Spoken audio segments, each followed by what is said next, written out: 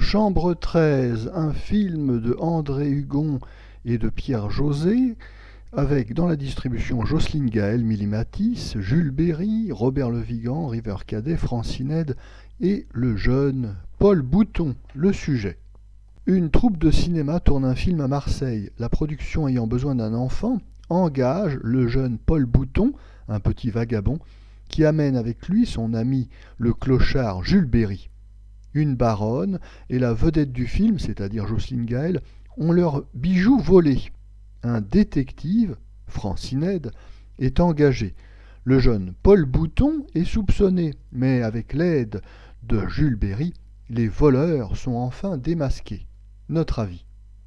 Notons tout d'abord que si le film Ils étaient 5 permissionnaires, tourné en mai-juin 1940, est le dernier film tourné sous la Troisième République, eh bien, la Chambre 13 est le premier des films tournés sous le nouveau régime de l'État français, puisque ce film a été tourné en août 1940 à Marseille.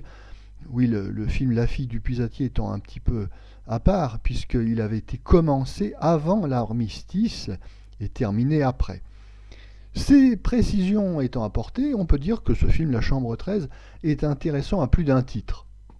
En effet, ce film, dans sa première partie, nous montre l'envers du décor du cinéma. On nous emmène dans les coulisses du tournage d'un film. Alors, il n'y avait eu guère en 1937 que le chef-d'œuvre de Marcel Pagnol, Le Spoons, pour s'intéresser au sujet.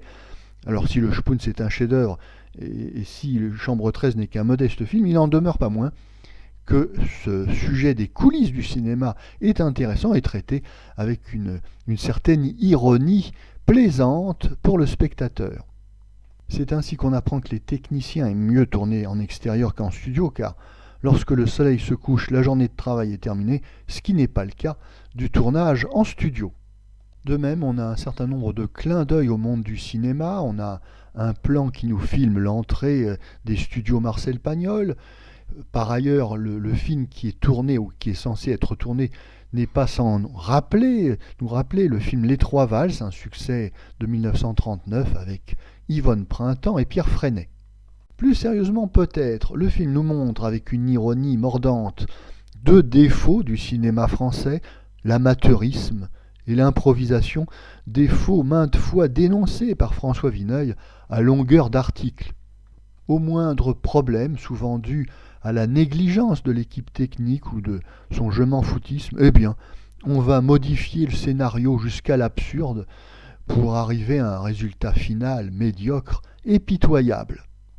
Tout ça est dit en passant, mine de rien, mais ça sonne juste, et le producteur-réalisateur André Hugon en connaît un registre, car c'est un des plus mauvais réalisateurs du cinéma français d'avant-guerre. Dans une deuxième partie, le film abandonne malheureusement ce petit côté documentaire sur le monde du cinéma pour revenir à une intrigue policière banale et prévisible. Heureusement, nous avons une brochette de bons acteurs pour nous aider à finir ce film. Alors, il y a bien sûr Jules Berry, qui fait du Jules Berry, amusant d'ailleurs dans ce rôle de clochard, son épouse, la délicieuse Jocelyne Gaël, et surtout Robert Le Vigan dans le rôle du metteur en scène. Habituellement, Robert Le Vigan interprète des rôles assez courts, assez denses.